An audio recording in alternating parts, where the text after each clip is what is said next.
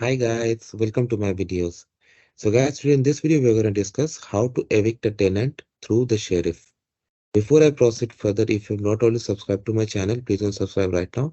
And also I would like to clarify that I'm not a legal professional. So if you take anything out of this video, you do it at your own risk. So guys, the landlord and tenant board uh, or similar boards in other provinces issue eviction orders case by case. Okay.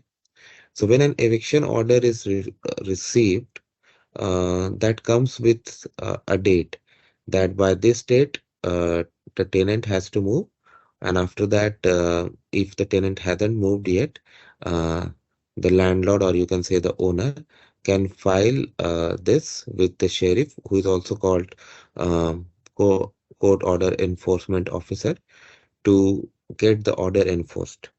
So in most of the cases, I have seen that they leave because once court has ordered someone to vacate the property, there is no reason somebody would stay unless they can put the order on stay.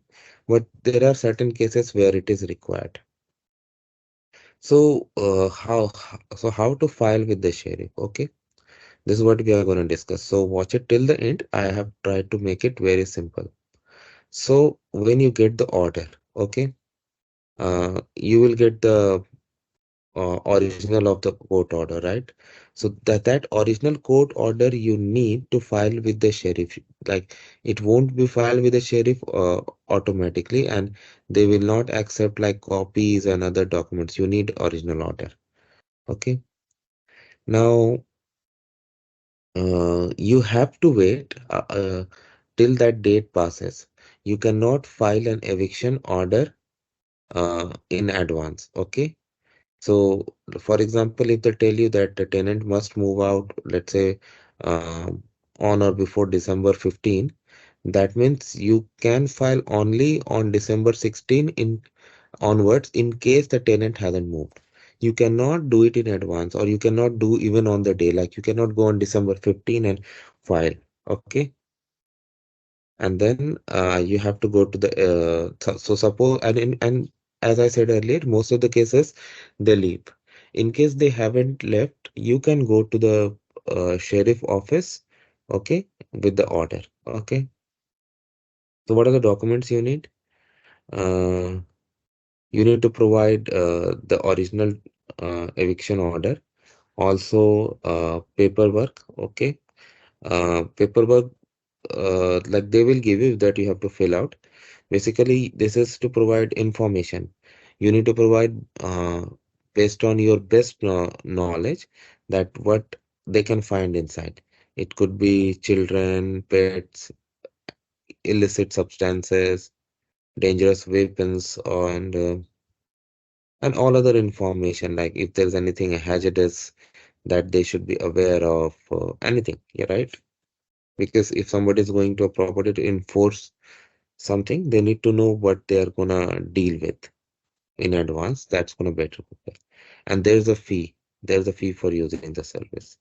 Okay, and it may vary based on neighborhoods and other things. So that you have to pay. Okay. Now what happens then is that based on the schedule on, or you can say the workload sheriff has, they will schedule a time. Okay.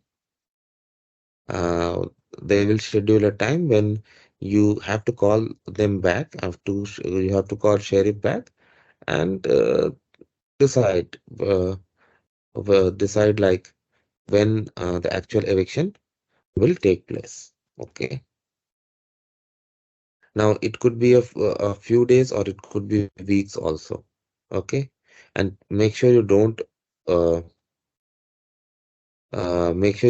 miss this. Okay, because missing this means delay. So once this step is done, sheriff office will notify the tenant once they have determined when the eviction date is gonna be. Okay. And generally they go to the property, put a notice, okay, or they may even mail. So this is how it goes. And Then on the day and time of eviction, uh, when they will come, then either you or your representative has to be on the property. Okay, and the action after this is to change the locks. Okay, so you should have someone like a locksmith if you don't know that work yourself, ready. Many locksmiths provide that service. That's fine. Now, what happens during this time is like once sheriff arrives for final eviction, they knock on the door and they ask tenant to leave.